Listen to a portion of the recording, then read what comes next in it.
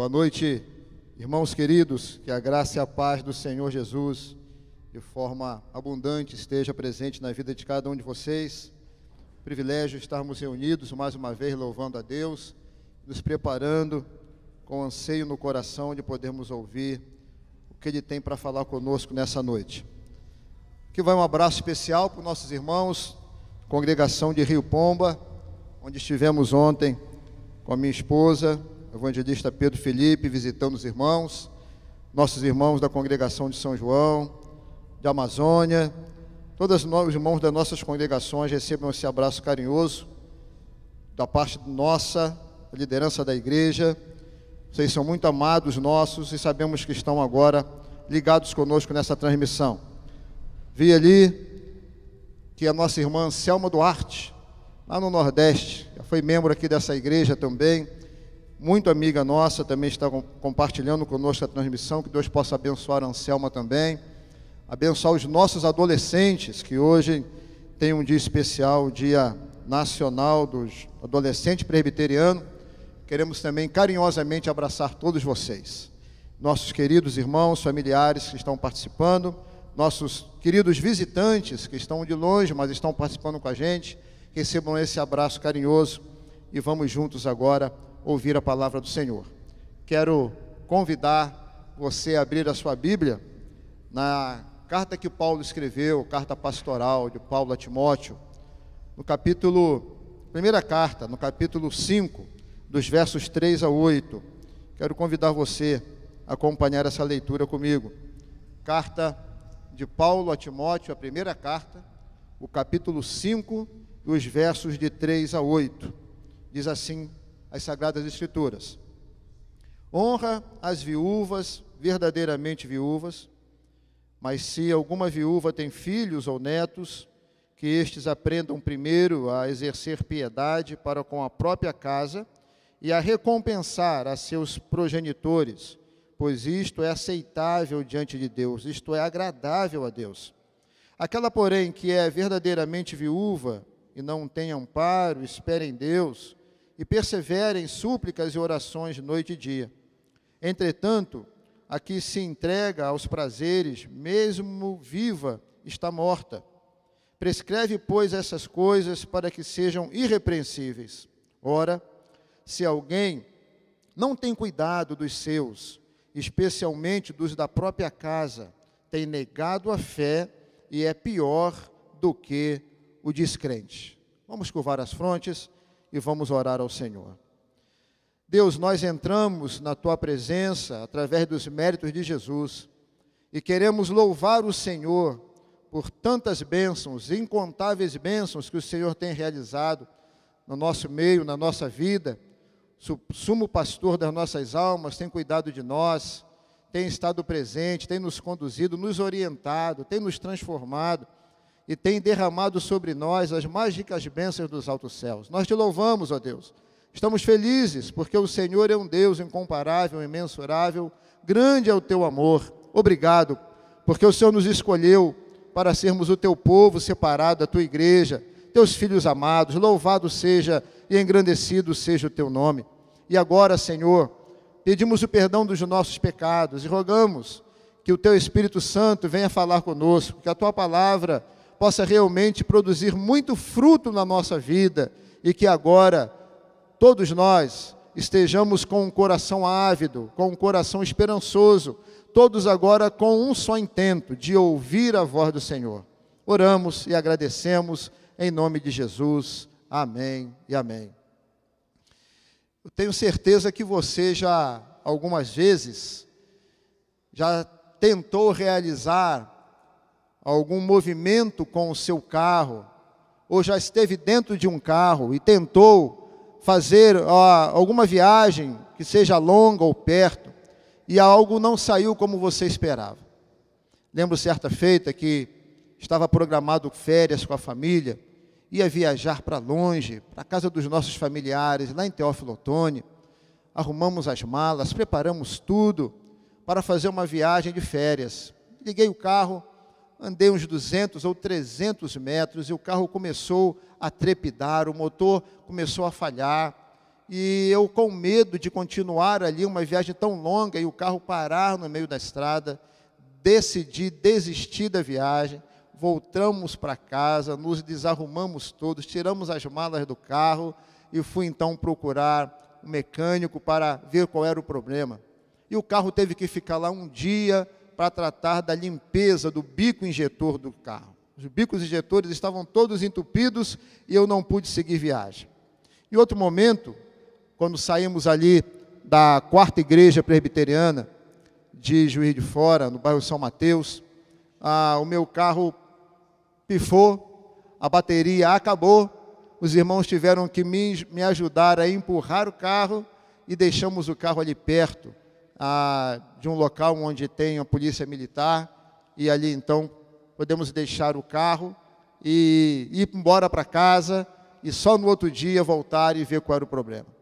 Tenho certeza que você já passou por alguma situação similar, e essa situação que nós estamos colocando é para a gente pensar um pouco na questão de que o carro, ele é um objeto, ele é algo que nós possuímos, que tem finalidades, tem componentes.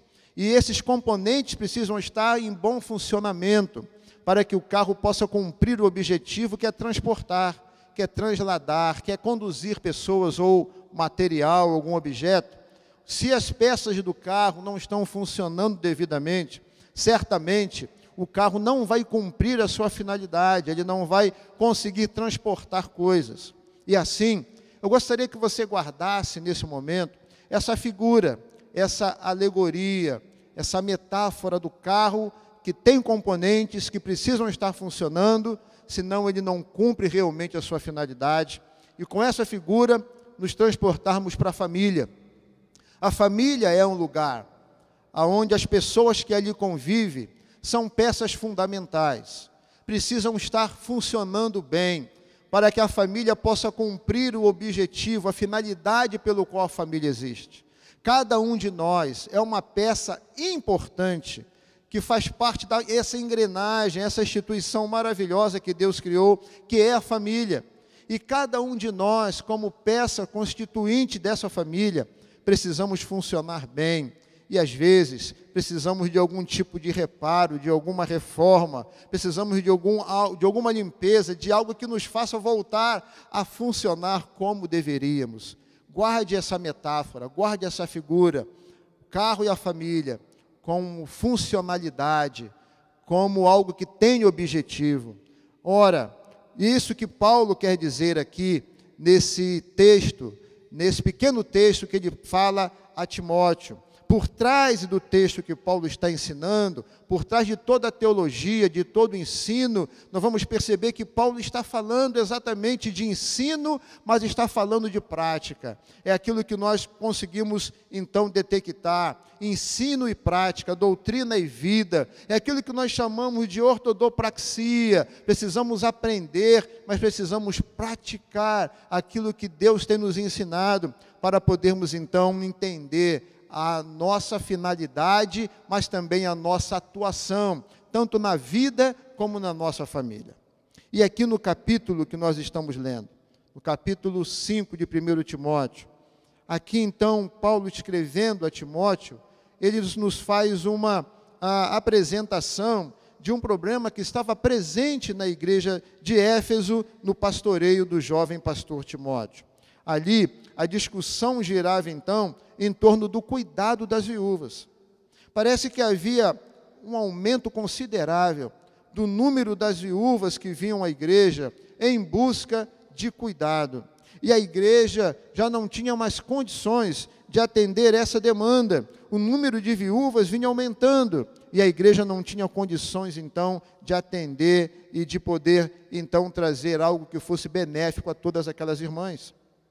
Paulo, então, orienta Timóteo para que se estabeleça organização e critérios para esse atendimento, bem como que ele dirija palavras de instrução, tanto para as viúvas, como para as famílias das viúvas e para a igreja, no afã de trazer boa solução para este tema. Paulo, então, estende esse assunto, que é a respeito de cuidado e das viúvas. Ele estende esse assunto ele amplia de forma assertiva, orienta a igreja para que agora possa tomar uma séria decisão, a decisão de também cuidar da sua família.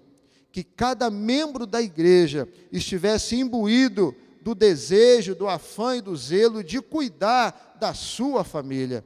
E é isso que ele diz aí no verso 8. Ora, se alguém não tem cuidado dos seus, especialmente dos da sua própria casa, tem negado a fé e é pior do que o descrente. O texto lido, então, irmãos, irá nos conduzir a tratar desse lugar que nos é tão caro, o tratamento que devemos dar ao nosso lar. É exatamente sobre isso que vamos falar nessa oportunidade. O tratamento que cada um de nós, através das Escrituras, nos requer que tenhamos esse cuidado com o nosso lar. O verbo cuidado no grego é o verbo que traz a palavra pronoel. Pronoel significa ter cuidado, fazer provimento, ter consideração. E é esse verbo do grego que Paulo está usando aqui para especificar o cuidado que cada um de nós precisa ter com a sua família. O significado básico, então, do verbo é: pense de antemão. Ou seja, não espere a necessidade acontecer, não espere a demanda surgir, mas de antemão você precisa estar pensando, programando aquilo que você pode ter, aquilo que você pode fazer para cuidar da sua família. Pronoel significa pense, se prepare, se organize, procure identificar e então já prover as necessidades da sua casa e dos seus antes que ela mesma aconteça. Nesse ponto, nós somos ordenados para cuidar diligentemente dos nossos familiares. E esse verbo, ele aparece somente umas 2 vezes no Novo Testamento. Ele aparece em 2 Coríntios 8, 21, que eu vou ler agora para você. Pois o que nos preocupa, pronoel, é procedermos honestamente, não somente perante o Senhor, como também diante dos homens.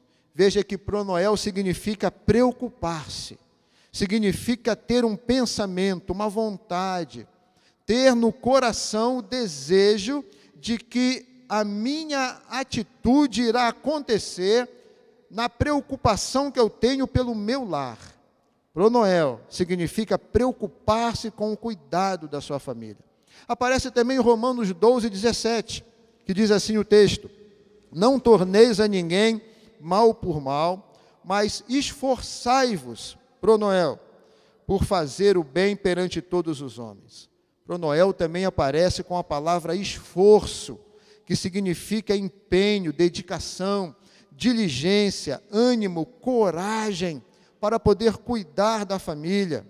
Então, queridos irmãos, resumindo esse verbo, a força desse verbo, quando Paulo diz a Timóteo, instrua a igreja para que cuide da família, não é qualquer cuidado, não é o meu cuidado, não é a minha intenção, é o meu pensamento de cuidado que Deus requer que eu tenha para com a minha família, mas é um cuidado de uma preocupação, de uma antecipação, de um raciocínio, de um esforço, e tudo isso vai culminar em atitudes benéficas para com aqueles que são os meus familiares.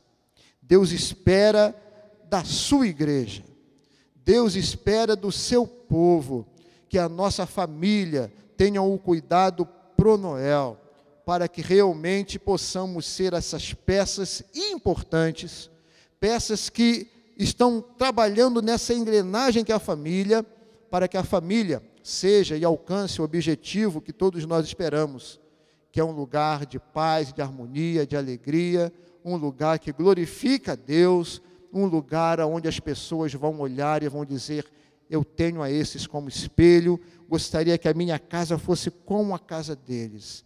Por isso, o cuidado que Deus espera de nós é o cuidado pronoel. E você pode perguntar: ok, pastor, entendi a força do verbo e como Deus requer que isso possa realmente fazer parte da minha vida, mas eu quero dar a você ainda 3 pilares que podem sustentar você no afã de cuidar da sua família. O primeiro pilar é a motivação da gratidão. A família que você tem é a família que tem cuidado de você. É a família que tem feito você crescer e maturar nas relações que você tem, seja na hora da alegria ou na hora da dor. É a família que você tem, é a família que Deus te deu para que você possa crescer e ser cuidado. Cuidar e ser cuidado. Então, quando você olhar para as tarefas que você tem com a sua família, o cuidado que você tem que ter com a sua família, veja isso com um coração motivado pela gratidão. Porque Deus te deu essa família, Deus te colocou nessa família para que você possa realmente desenvolver-se, crescer e ser uma bênção nas mãos do Senhor. Mas a segunda motivação que possa estender a você o desejo de cuidar da família está no próprio texto. Quando nós lemos o versículo 4, que termina dizendo que cuidar das viúvas, cuidar dos seus, é agradável a Deus. Quando nós cuidamos da nossa família, nós estamos agradando alguém muito especial. Estamos fazendo algo que agrada o coração de alguém que transcende. Estamos agradando o coração do próprio Deus, quando nós cuidamos do nosso lar. E a terceira motivação é a própria palavra de Deus, que sempre nos exorta, de Gênesis a Apocalipse, a sermos aqueles que olham para a família com um olhar de amor, com um olhar de cuidado, com um olhar de esmero. Possamos aqui, então, guardar no nosso coração pelo menos 3 pilares que são motivadores para que cuidemos da nossa casa. A gratidão que precisamos ter, saber que fazemos isso, agradamos a Deus, e saber que a própria palavra de Deus nos incentiva a tomar essa decisão. Ok, você dirá então, ok, pastor, os 3 pilares me ajudam, mas como eu vou fazer isso? Eu sei que o verbo dá essa conotação, eu sei que o pastor nos passou aqui na palavra 3 motivações, mas como eu vou desenvolver esse cuidado para com a minha família? Como eu posso fazer isso no dia a dia? Olhamos a palavra de Deus. Em primeiro lugar, voltemos ao Salmo 127, versículo 1, que começa a nos instruir como eu posso cuidar da minha família. Se o Senhor não edificar a casa, em vão trabalham os que edificam. Se o Senhor não guardar a cidade, em vão vigia a sentinela. Primeira coisa que eu preciso ter, e você também, para cuidar da família, é entender que a família tem início com a união de 2 pessoas, um homem e uma mulher. E estes precisam ter a consciência de que eles estão entrando em um relacionamento onde o zelo é palavra de ordem. Eles estão entrando em um ambiente de cuidado, onde a negligência, a omissão não podem ser aceitos de forma alguma. E a primeira preocupação desse casal, a primeira preocupação da família que está sendo formada, e mesmo depois de formada, é que Deus precisa estar em primeiro lugar. Uma família doente é uma família que não tem Deus em primeiro lugar. E é fácil da gente diagnosticar o nosso relacionamento com Deus, se somos uma família espiritualmente saudável ou não. Muitas famílias acreditam que seu relacionamento com Deus acontece por conta da religião. Ora, nós temos a nossa religião, e porque Deus está em todas as religiões, nós estamos vivendo com Deus. Algumas famílias acreditam que é na realização de boas obras, através da caridade, elas encontram nesses atos um relacionamento com Deus. Outras famílias afirmam que é na postura ética e social irrepreensível na sociedade, eles estão demonstrando uma relação afinada com Deus. Infelizmente, não é isso que a palavra de Deus ensina. Estas famílias estão espiritualmente mortas. Estão espiritualmente mortas porque a Bíblia nos orienta, a Bíblia afirma que o relacionamento de qualquer pessoa ou de qualquer família com Deus só acontece através de um mediador.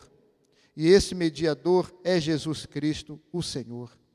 Qualquer homem ou família só pode encontrar-se com Deus e ter um relacionamento afinado com Deus se Jesus Cristo for o seu mediador, se Jesus Cristo for o seu Senhor, se Jesus Cristo for o primeiro a estar no coração e no seio desse lar.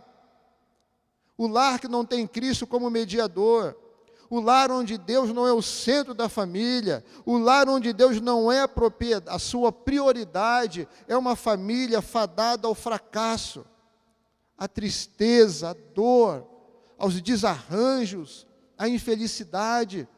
Por isso, meus irmãos e amigos, nós temos uma apresentação, uma revelação firme da palavra de Deus, que nos conduz a construir uma família, a viver como uma peça importante no nosso lar. Nós precisamos, a todo custo, colocar Deus em primeiro lugar na família, e isso através de Jesus.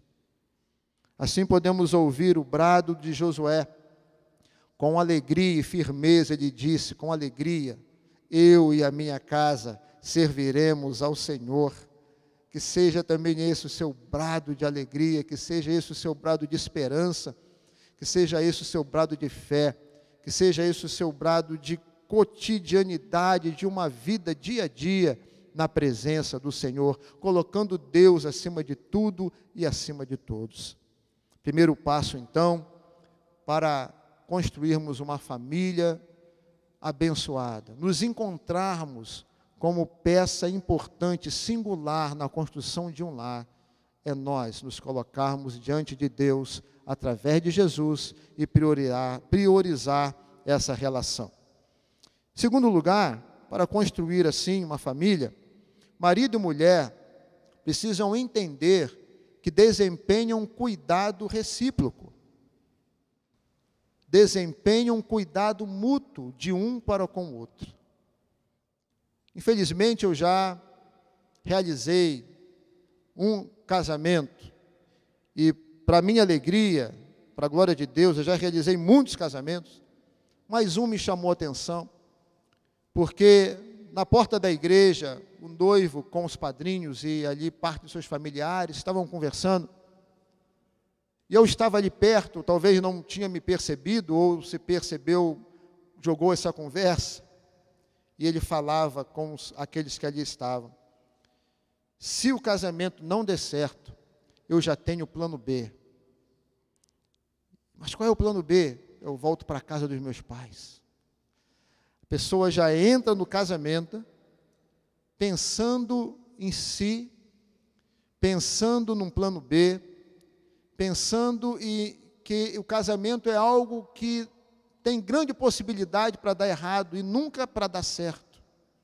Um pensamento egóico, um pensamento pessimista, um pensamento daquele que não tem um entendimento do que é o casamento, do que as Escrituras falam a respeito do casamento e quem é o Deus que deve caminhar com o casal no casamento. Marido e mulher precisam ter um cuidado recíproco. O marido irá cuidar da esposa, a esposa cuidar do marido, o coração e a alma desses dois precisam ser cuidados.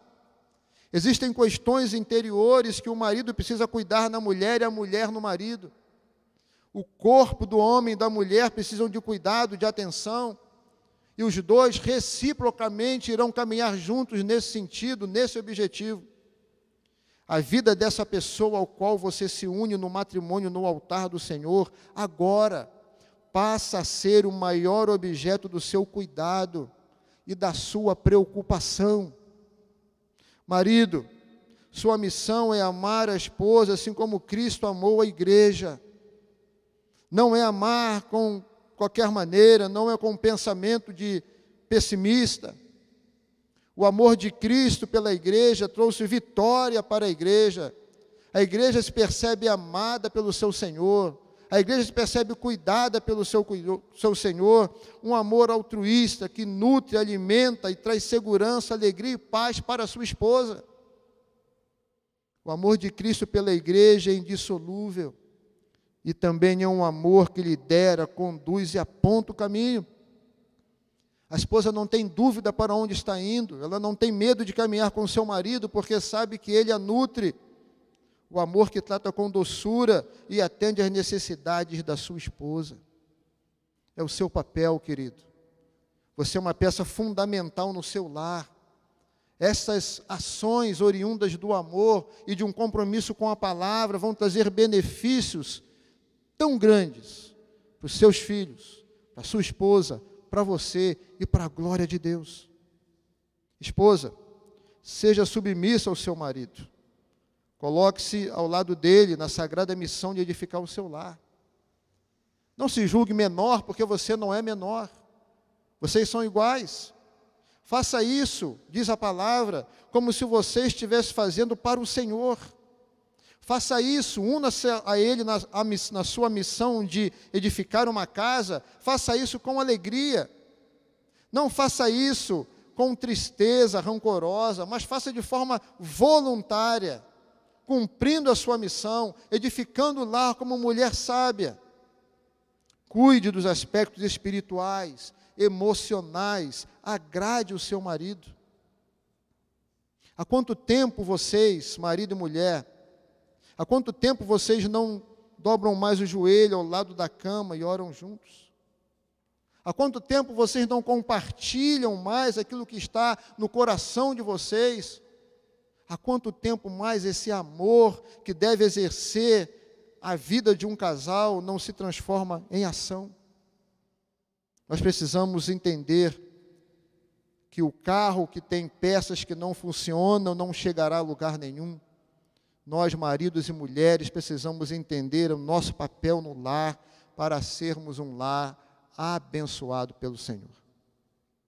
Tem uma história antiga, uma história muito interessante, talvez tenha contado aqui, talvez agora vá repeti-la, a respeito de um casalzinho de ratinhos que estava namorando na praça. E o ratinho dizia para a ratinha: olha como a lua é linda, se a lua fosse minha, eu dava para você. E a ratinha dizia: ah, como ele me ama. Ele olhou as estrelas do céu e disse: olha, se eu fosse o dono das estrelas do céu, eu dava todas essas estrelas para você. E a ratinha repetia: como ele me ama. E aí então o ratinho tirou do bolso um pedaço de chocolate, começou a mastigar, e a ratinha disse para ele: me dá um pedacinho de chocolate. E o ratinho disse: não, esse aqui é meu. Ou seja, todas as promessas de amor oriundas tão somente dos lábios, mas que eram falsas na prática, na atitude. O que Paulo está dizendo para nós como casais: se nós não cuidamos da nossa família, ou seja, se o nosso cuidado não se transforma, não é literal, não acontece em ações, diz Paulo, nós temos negado a fé e somos piores do que o descrente. Esse cuidado, esse amor no lar não pode ser vivenciado somente com palavras, meus irmãos, porque o cristianismo não são palavras, mas são atitudes. Você e eu devemos professar a nossa fé, sim, mas devemos viver essa fé dia a dia no ambiente do nosso lar. Portanto, marido e mulher precisam se encontrar e perceber o seu papel tão importante e valioso na construção da sua família. Mas também o texto nos chama atenção, a Bíblia nos chama atenção para o lugar dos pais e dos filhos. E a Bíblia é muito clara nesse aspecto. Filho, obedeça os seus pais. Por que devem eles obedecer? Porque isso é justo, a palavra de Deus diz. É justiça. Quando eu não obedeço, eu sou injusto. E Jesus, no Sermão do Monte, disse que nós precisamos fazer parte daqueles que têm fome e sede de justiça. E é justo porque eles cuidaram de nós, eles nos amam e amaram no coração, eles nos trouxeram ao mundo, eles fizeram e fazem tantas coisas por nós. Por isso, filhos, é justo que você seja um abençoador dos seus pais obedecendo. E a Bíblia diz que existem promessas para os filhos que obedecem. Reconhece a autoridade dos seus pais. Mas também reconheçamos, meus irmãos, que só há um momento em que os filhos estão desobrigados de obedecer aos seus pais. Só há um momento. E que momento é esse? quando os seus pais lhe recomendarem a fazer algo contrário à palavra de Deus. Fora isso, obedeça. Fora isso, reconheça a autoridade que os pais têm sobre vocês. Mas o texto diz também em Efésios que devem obedecer e honrar. Veja que o teólogo John Stott disse que honrar pais é dar valor, demonstrar amor e respeito, cuidar quando eles têm alguma necessidade. Honrar é algo muito especial da parte dos pais dos filhos para com os seus pais.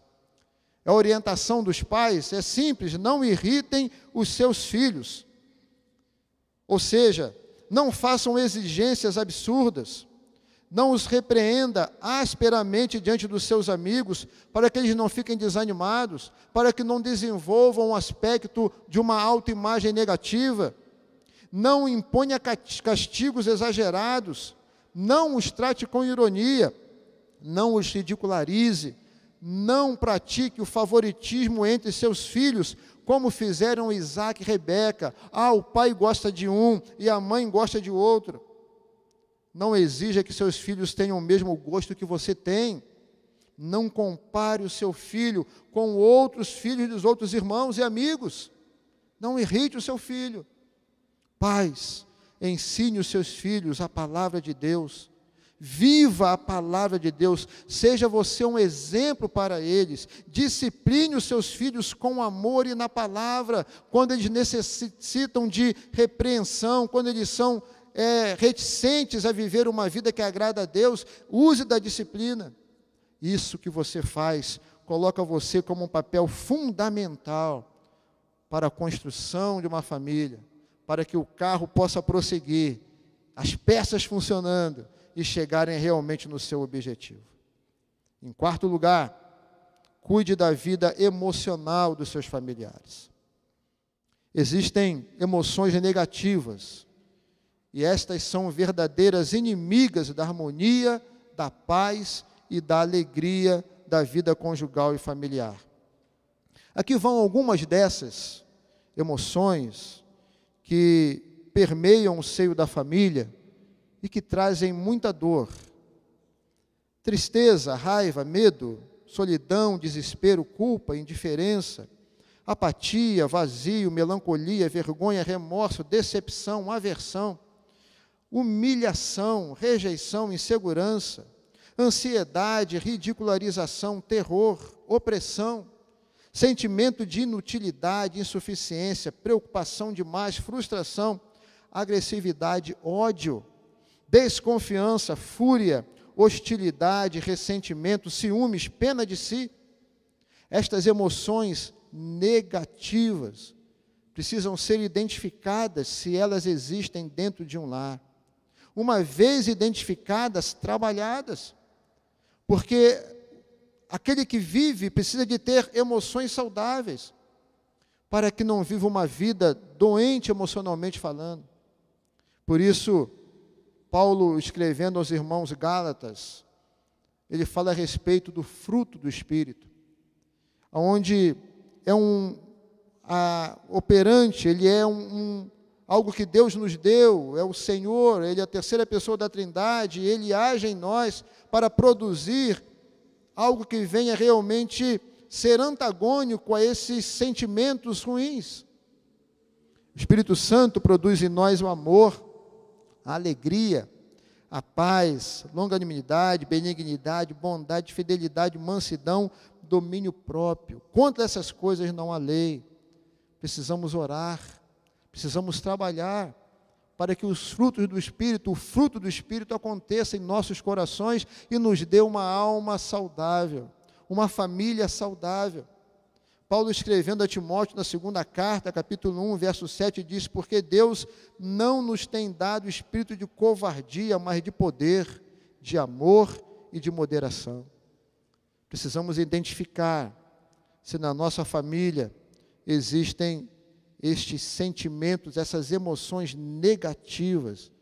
E como membros de uma família, precisamos agir, precisamos trabalhar, precisamos orar, buscar a Deus, para que Deus nos ajude a vencer esses sentimentos que são tão danosos para a vida de uma família. Em quinto lugar, se queremos ter uma família muito abençoada, precisamos entender a palavra do profeta, lá do Antigo Testamento, profeta Malaquias, capítulo 4, versos 5 e 6, ele diz assim: Eis que eu vos enviarei o profeta Elias, antes que venha o grande e terrível dia do Senhor. Ele converterá o coração dos pais aos filhos, e o coração dos filhos a seus pais, para que eu não venha e fira a terra com maldição. A Bíblia nos diz, meus irmãos, pais e filhos, que o lar é um lugar de conversão, onde pais se convertem aos seus filhos, e filhos se convertem aos seus pais. E podemos claramente perceber que os corações convertidos, eles têm as suas características. Coração convertido faz confissão de compromisso e amor. Você já percebeu, quando você chega para os seus filhos e diz que os ama, o impacto dessa palavra no coração dos seus filhos? E quando você faz isso de forma particular, e quando você faz isso no meio das pessoas, na sociedade, o impacto que traz ao coração dos seus filhos essa palavra. Você já percebeu quando você tem atitudes para com seus filhos que deixa claro esse amor que você tem por eles? Corações convertidos professam que amam, de palavra, mas também na vivência diária. Corações convertidos disciplinam com amor. E é uma tristeza a gente acompanhar testemunhos, noticiários, e até mesmo dentro da igreja, pais que, na verdade, colocam diante dos seus filhos a sua ira particular, de algo que lhe aconteceu, uma dor, e ele não consegue desvencilhar-se daquela ira e usa o filho para ser receptáculo das ações iracundas do seu coração, castigam os filhos violentamente. Mas a Bíblia diz que devemos sim, corações convertidos disciplinam, mas disciplinam com amor. Corações convertidos estão sempre prontos a perdoar. Corações convertidos desejam estar perto. É o desejo dos pais estarem perto dos seus filhos. Mas hoje o que vemos é uma terceirização de filhos. E pais apostando, se essa pandemia continuar, eu não tenho condição de continuar com os meus filhos, tomara que volte logo às aulas, o nosso cotidiano, e tomara que eles fiquem mais tempo longe de nós. Corações convertidos desejam estar perto, corações convertidos têm os filhos como prioridades, corações convertidos encorajam os seus filhos a seguirem em frente sempre, nunca desistirem. O coração dos pais precisa estar convertido ao coração dos seus filhos. Mas o coração dos filhos também precisam estar convertidos. E corações de filhos convertidos também querem estar perto dos seus pais. Também amam e aceitam seus pais e fazem compromisso de amor aos seus pais, verbalmente e na vivência diária. Corações de filhos convertidos obedecem e honram seus pais. Por isso, um lar abençoado, um lar que viceja a presença de Deus, é um lar de pais e filhos que os corações estão se convergindo para si e ali vivendo de uma forma muito especial na presença do Senhor. Em sexto e último lugar, nós vamos perceber a exortação do apóstolo de uma maneira muito especial. Ele disse que aquele que não cuida dos seus, voltemos ao texto, 1 Timóteo 5, verso 8. Ora, se alguém não tem cuidado dos seus, especialmente dos da própria casa, tem negado a fé e é pior do que o descrente. Aquele que não cuida dos seus. Agora queremos falar para você mesmo, que faz parte de uma família. Você que é pai, você que é mãe, você que é esposo, esposa, você que é filho, você que é tio, tia, avô, sobrinho, você que está presente no seio do lar, mas você que professa e diz que é um cristão. Se você não cuida da sua família, a Bíblia está nos exortando, se nós não fazemos isso, nós negamos a nossa fé. Significa que nós negamos aquilo que Cristo fez e negamos aquilo que Cristo ensinou. Portanto, irmãos, aprendemos que é possível negar a nossa fé, ainda que não seja pelas palavras, mas pela nossa conduta. Lembramos daquilo que Jesus disse de uma forma tão séria: nem todo aquele que me diz Senhor, Senhor, entrará no reino dos céus. O cristianismo não pode ser vivido somente com palavras, mas ele é evidenciado através das nossas ações. São as nossas ações, primeiramente. É claro, a nossa profissão de fé precisa ser verdadeira, sincera e real, mas também precisamos de ter uma conduta compatível, uma conduta alinhada com aquilo que nós falamos. Aquele que não cuida da sua família negou Jesus, e é pior do que um infiel, pior do que um pagão. Públio Cornélio Tácito, muito conhecido na antiguidade, no Império Romano, ele foi um senador, historiador romano do primeiro século, que muito influenciou Roma, porque ele era um sábio e as suas palavras permeavam a sociedade romana com uma voz de alguém que tinha realmente um conceito de quem poderia ensinar.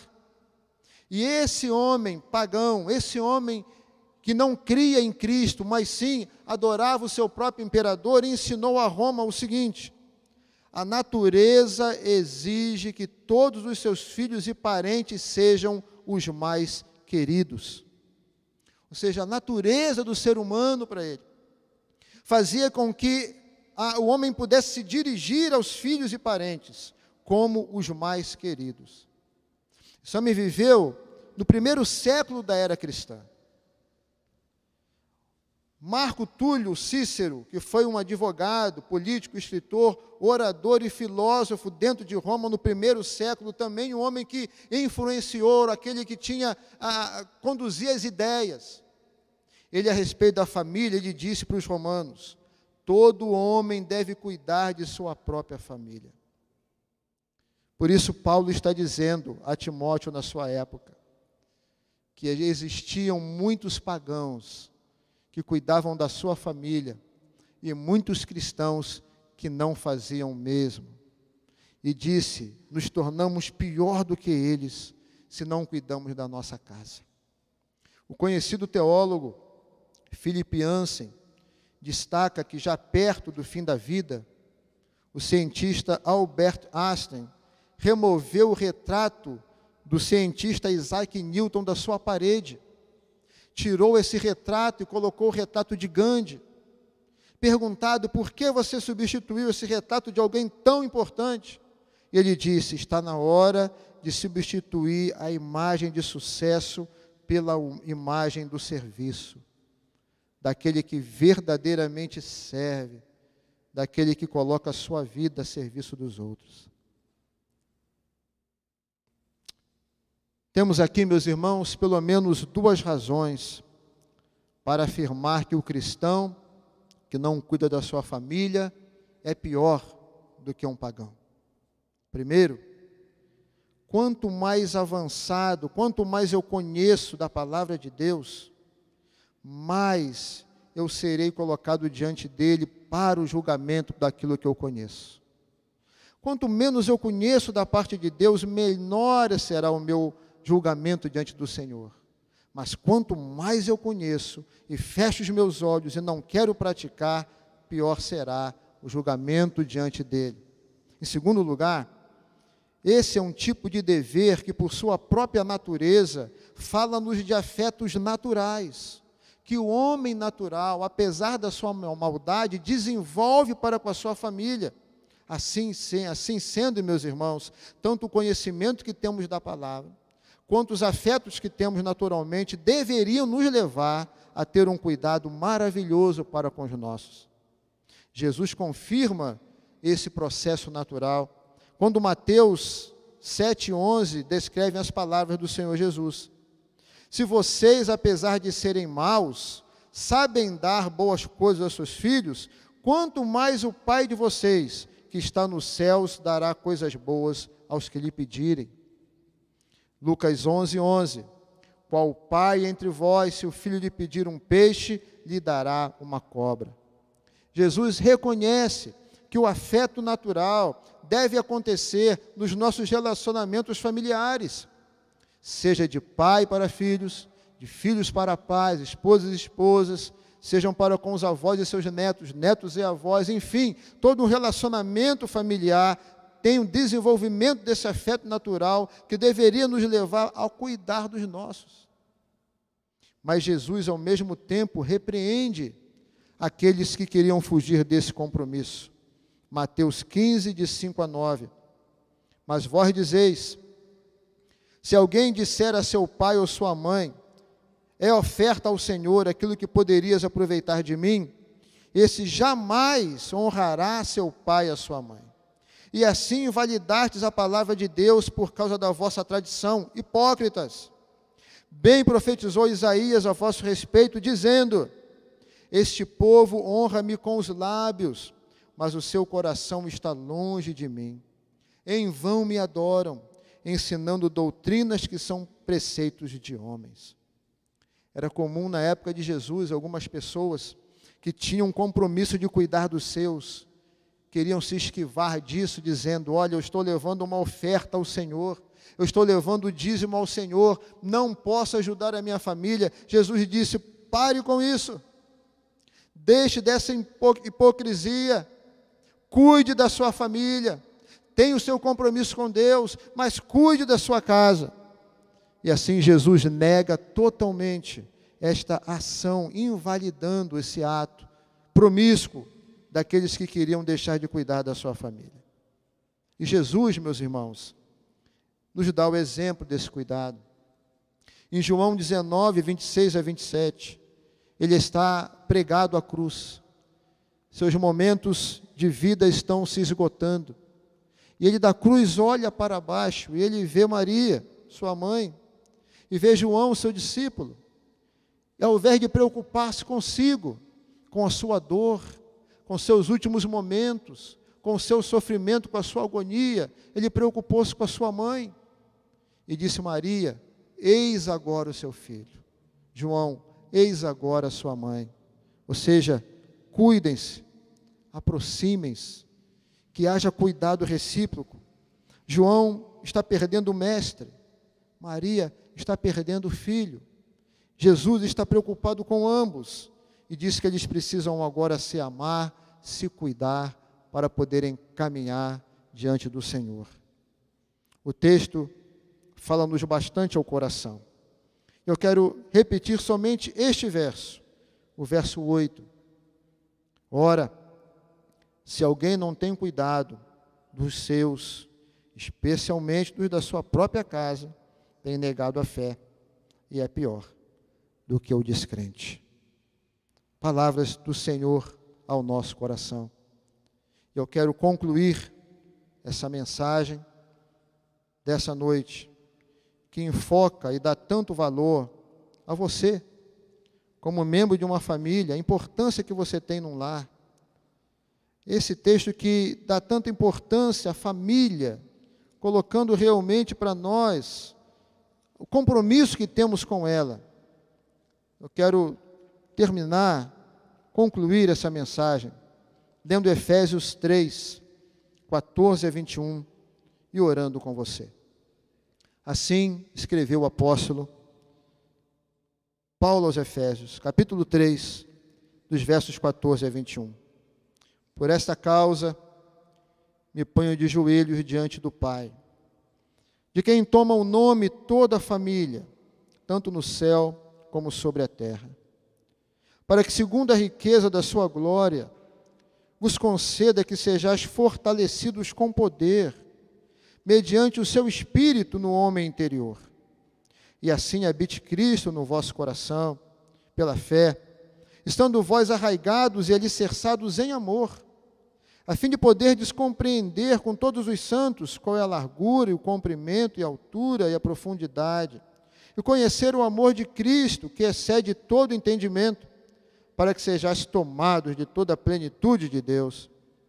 Ora, aquele que é poderoso para fazer infinitamente mais do que tudo quanto pedimos, tudo ou pensamos, conforme o seu poder que opera em nós, a Ele seja glória na igreja, em Cristo Jesus, por todas as gerações, para todos sempre.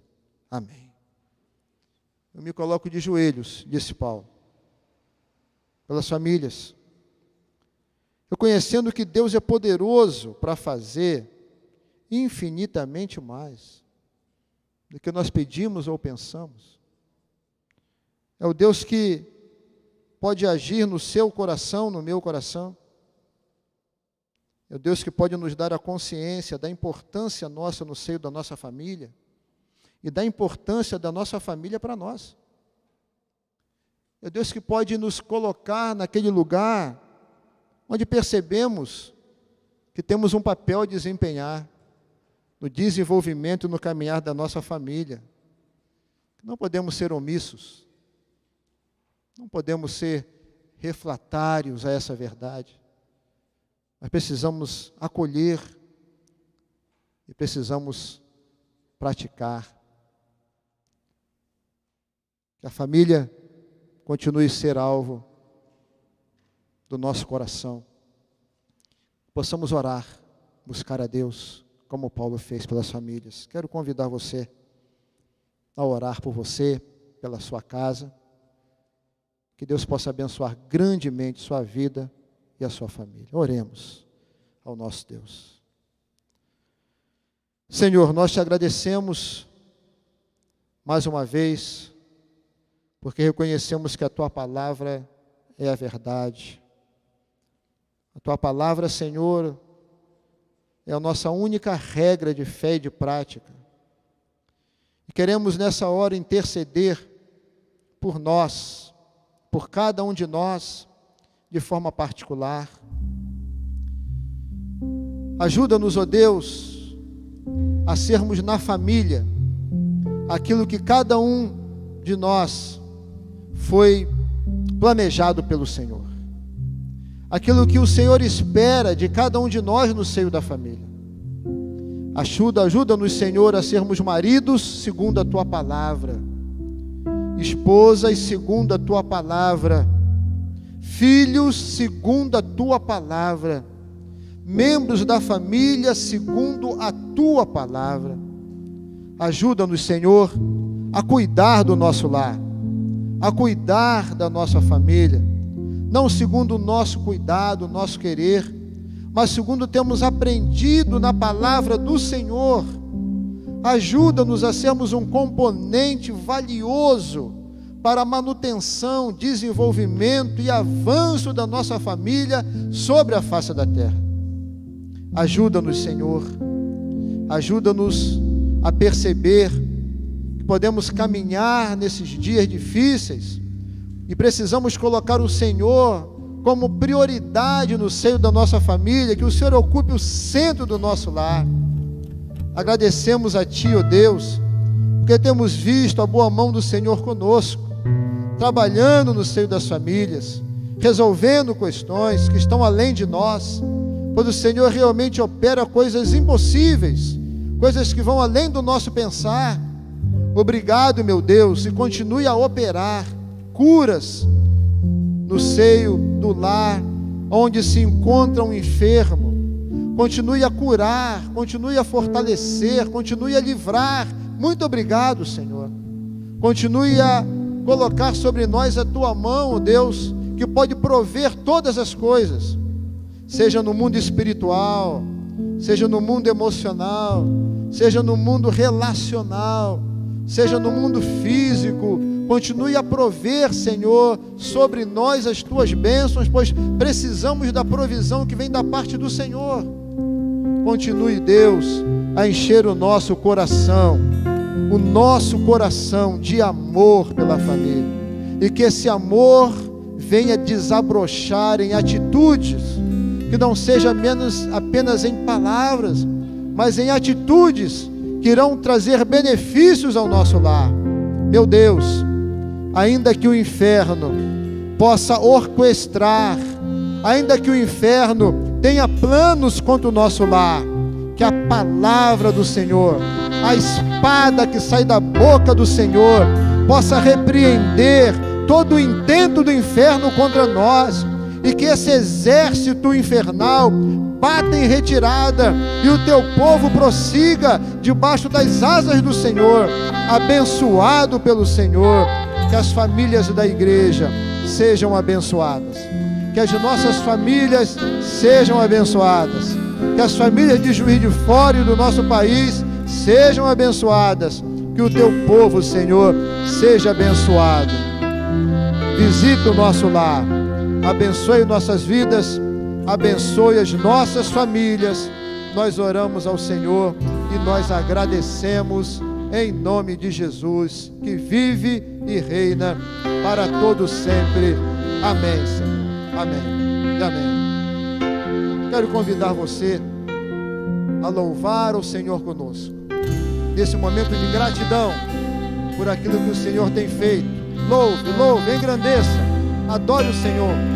Continuamos assim, com o coração agradecido por tudo aquilo que Ele é, faz e fará por nós. Vamos louvar o nosso Deus.